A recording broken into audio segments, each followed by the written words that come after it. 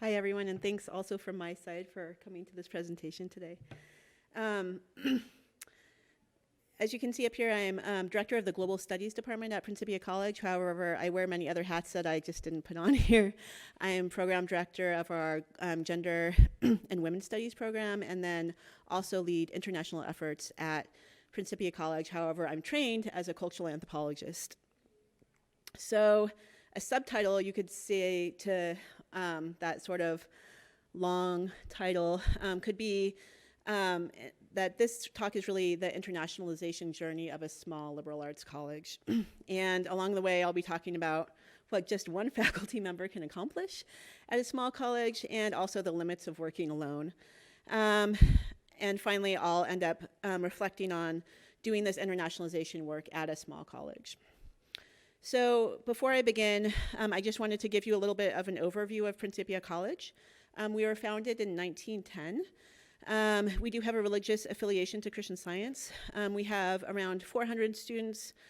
We are one of those small liberal arts colleges who has a declining enrollment, and that's something that is probably top of the issues that we face right now.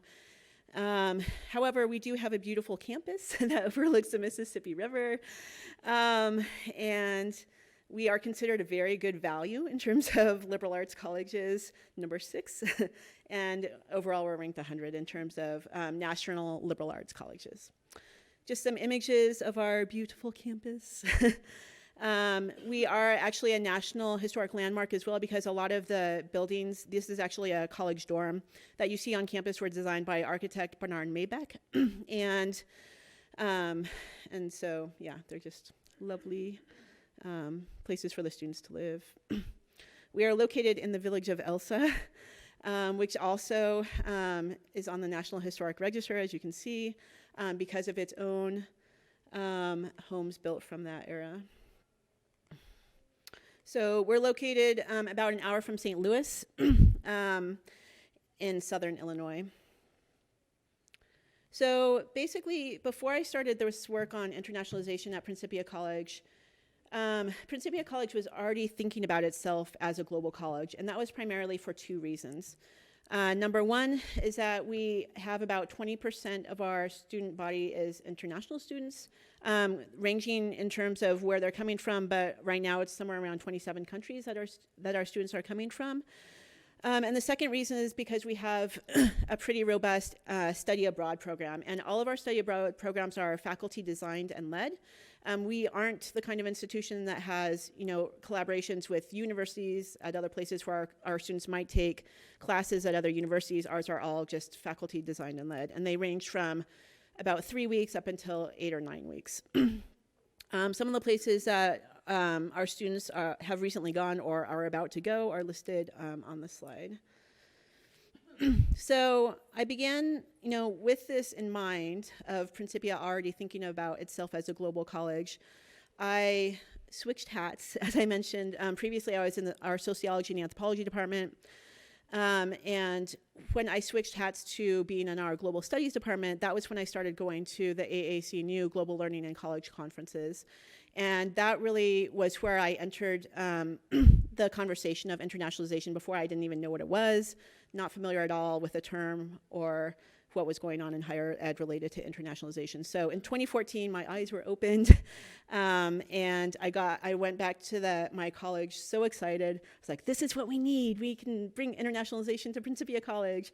What we're doing isn't enough. And so that was like I just became very passionate about this idea. And so I would say, what motivated me in my passion was probably 3 different things. One was my own transformative experience. When I was an undergraduate, I had a study abroad experience in China and Tibet, and that was my first exposure. Before that, I had traveled to Canada and Mexico, and so this was just really opened my eyes to a new part of the world, and really, changed so much in terms of, my perspective.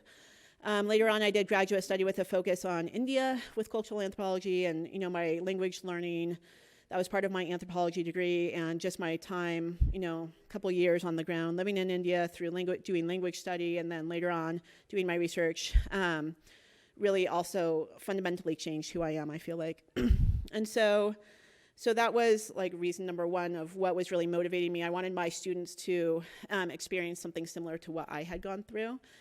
Number two is, because of our large international student population, like the students really motivated me. Are we giving this 20% international students really an education that is meaningful to them if and when they go back to their home countries? But also for our domestic students, I do strongly feel that this is a kind of education that's needed for the future in our globalized world. And so they also, are what motivates me. And then finally, my own family and children.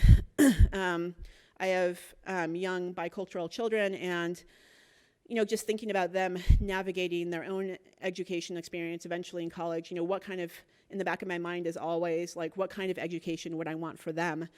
And so I would say those are the three things that really push me in this work.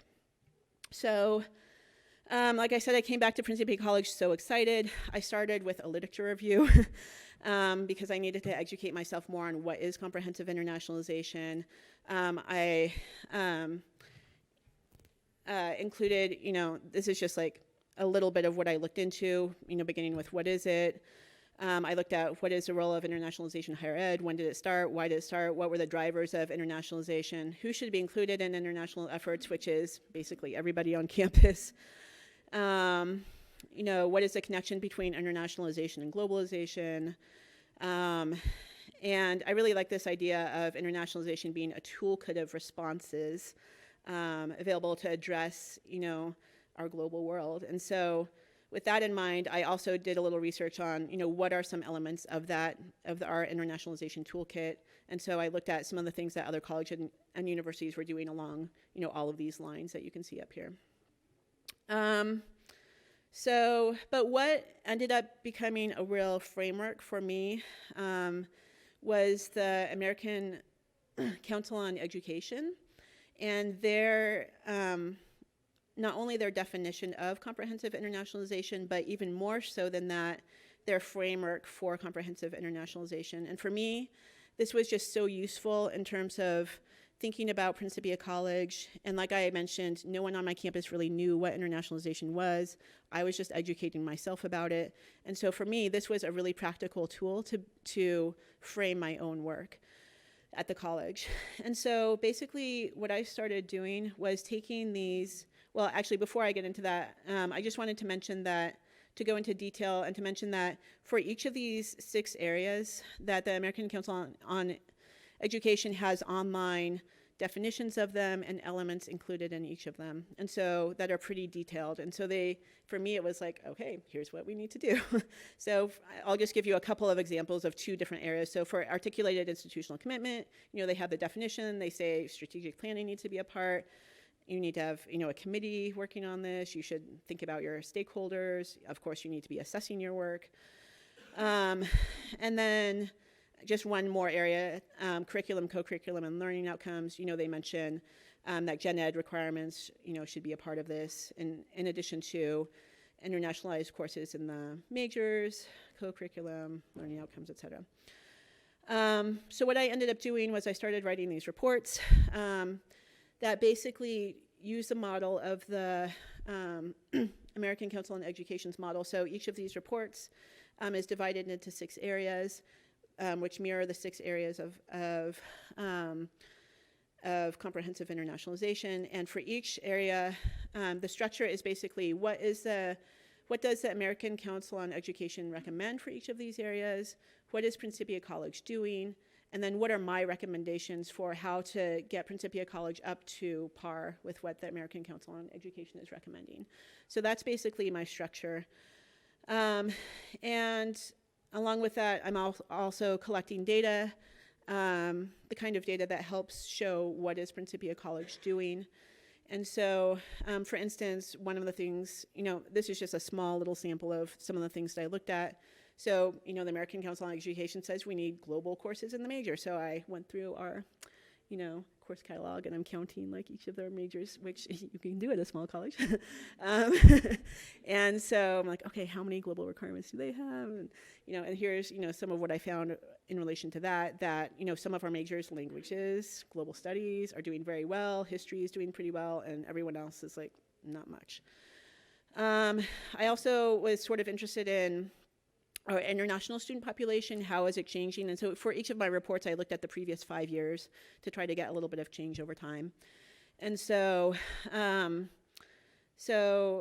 as you can see, our student population is kind of decreasing, and so is our international student population, so is the number of countries that they're coming from, and so is the percentage of international students as a percentage of our total population. So this was from my 2018 report, which is where these numbers are coming from. Another thing I was interested in was our study abroad programs. While yes, it's so great that we have all these study abroad programs for our students, where are those study abroad programs going? And so I found that they were definitely skewed towards Europe. At the time, we had no study abroad programs to Africa, to the African continent. However, I am proud to say that we now have 2 programs that are upcoming. That one is to Malawi and one is to Tanzania that are coming up. So we've sort of rectified that a little bit. And another just area that I was interested in was, you know, how many students do we have that are going abroad? How does it differ for males and females? And at the national level, that is one of the trends is that more females than males go abroad, and Principia definitely reflects that trend. And in some years, it's, you know, much different. Like the gap is much wider than other years. And then how many study abroad programs do we offer? It tends to be, you know, we offer 1 every semester, and then usually 1 over summer break, or 2 over summer break, 1 over winter break. So some of the things that I discovered through writing these reports is that obviously Principia College had a lot of gaps in terms of what the American Council on Education was recommending. So like I said before, even though we have this study abroad program and we have a lot of international students, those both fall into the student mobility area of those 6 areas. So that left another 5 that we were doing very little in. And so, so basically, these are all of the areas that I began to think about, you know, these are all of the areas that need work. Everything from additional global courses, how do we get those courses required in the majors? I can't really tell individual departments what to offer. I wanted to understand more about, you know, even though we have a pretty large percentage of students who are studying abroad, what about those who aren't studying abroad? What are the factors that are inhibiting their participation? How can we, you know, broaden the offerings beyond Europe?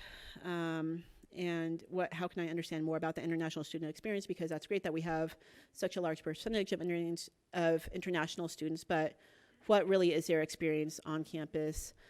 Are we offering the right array of services to them? Are they really seeing their time at Principia College as beneficial to them, especially since we are not offering them a lot of global classes unless you're in certain majors? Is this kind of education when they return to their home country really helpful to them? And then obviously what is their relationship like to domestic students, which, you know, is probably an issue at most campuses. Some additional gaps were that we had no global element to our gen ed requirement aside from 2 semesters of required language. We had nothing global in our college-wide learning outcomes. It was not part of our strategic plan. I needed to move from this one-woman show to a representative committee, so how was I going to do that? And of course, it would have been helpful, you know, if I could establish this work to be part of someone's job description, so it wasn't feel like an overload. So some of the things that I started doing on my campus is, you know, step 1 was educate my faculty. So I decided to just hold a workshop for what I thought of as my early adopters, you know, who are the people who would be inclined to be interested in internationalization anyways. And so I just held this workshop to educate them on what I had learned from my literature review.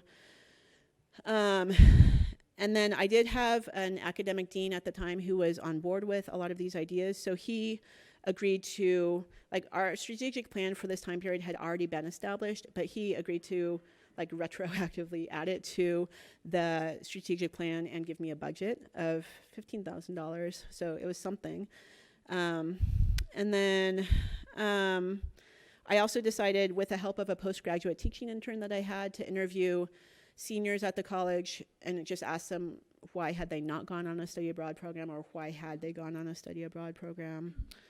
I also, one of my strategies was to embed myself in relevant committees on campus.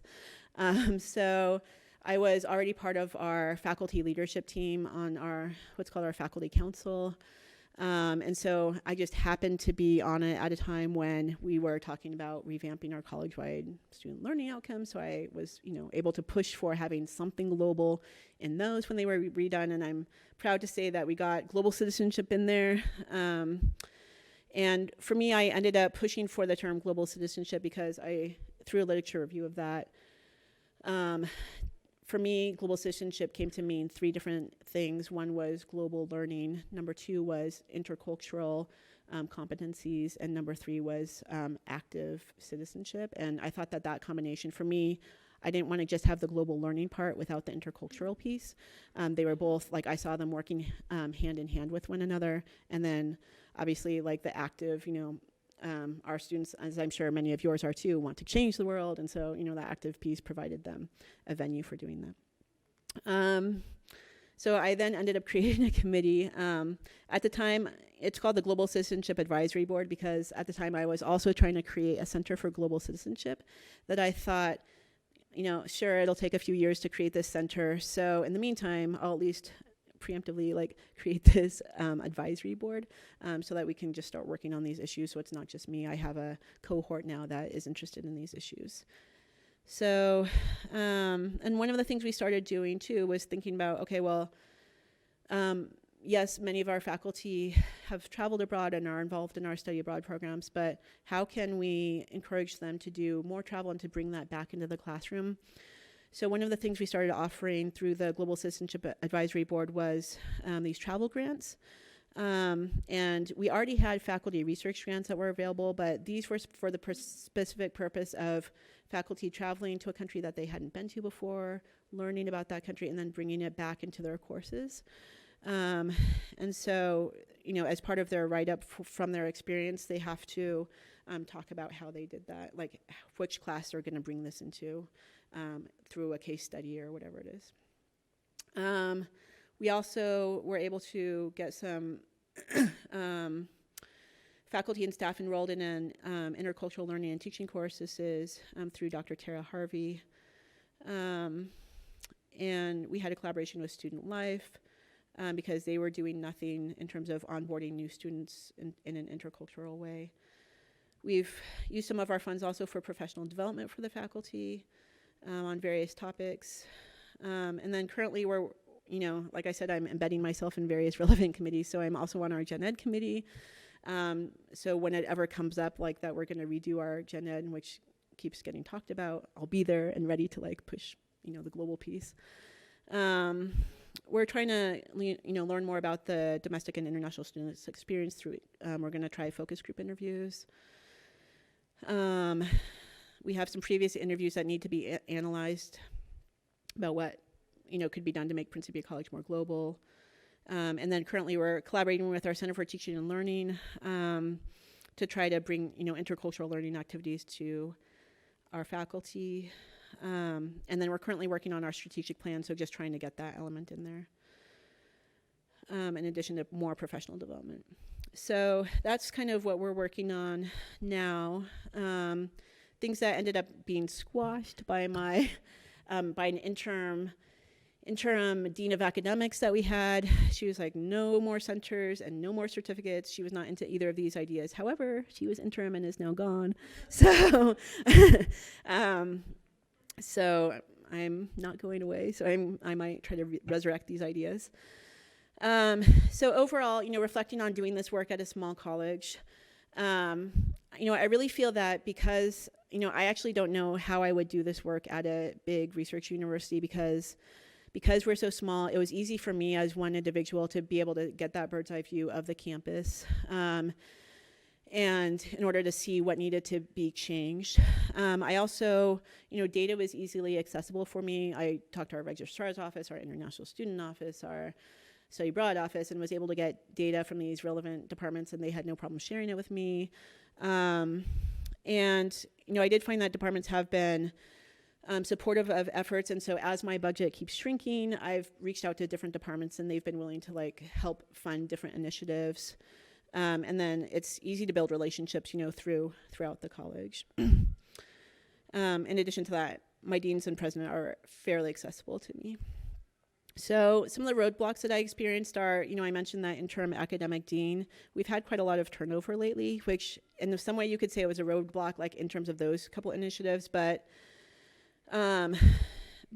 depending on who your administrator is, it could also be a benefit. And I realized that a lot of the initiatives that I was really working on needed that administrative level support. And so unless I had complete buy-in, it's hard to get things done. And my colleagues are also other things that are taking priority right now, like decrease in enrollment and how do we reduce the draw from our endowment. Like these are the biggest things, that we're dealing with. And so how do I get faculty to also think about internationalization? And then decreasing funding, and I mentioned no position assigned to this work, and getting to the point of burnout, as you can imagine. But I didn't want to end on the burnout because I did go through a period of burnout where I'm like, okay, why am I even doing this? Should I even continue it? I'm tired of, having to like rebuild relationships with all our administrative turnover. So, but my hope for the future is that we do have a new chief academic officer who has a doctorate in international education. So she actually knows about this field and is a real partner and is supportive of my efforts. We're in the midst of a search for a new college president, so that could be hopeful in terms of who gets hired. We also have an upcoming quality initiative. We're accredited through the Higher Learning Commission, so I'm going to try to push and see if could we get comprehensive internationalization to be our quality initiative. We'll see if that, I don't know if that will work or not. And then we also have a strategic plan that's being finished this spring, and we were able to get global citizenship in terms of skill set needed for our students into that strategic plan, so I'm hoping that that will mean that funding is also going to be available as this strategic plan gets finalized. So, yeah, I was in the tactics group of the global citizenship one, like we were giving input, and I was like bringing back all my old ideas. I'm like, yes, a certificate, that's what we need for as a tactic for a global citizenship, and what about a global center? Anyways, so yeah, we'll see how many of those end up going forward. So basically, yeah, that's my hope for the future, and I brought a few reports just in case anyone wanted to look at them. I also have, like, for all of these various initiatives, I have, documents that go along with them in case anyone's interested in learning more about, any of the things that I talked about, or getting copies of these reports or my literature review or anything like that. So anyways, thank you very much. And I'll leave it to my next presenter.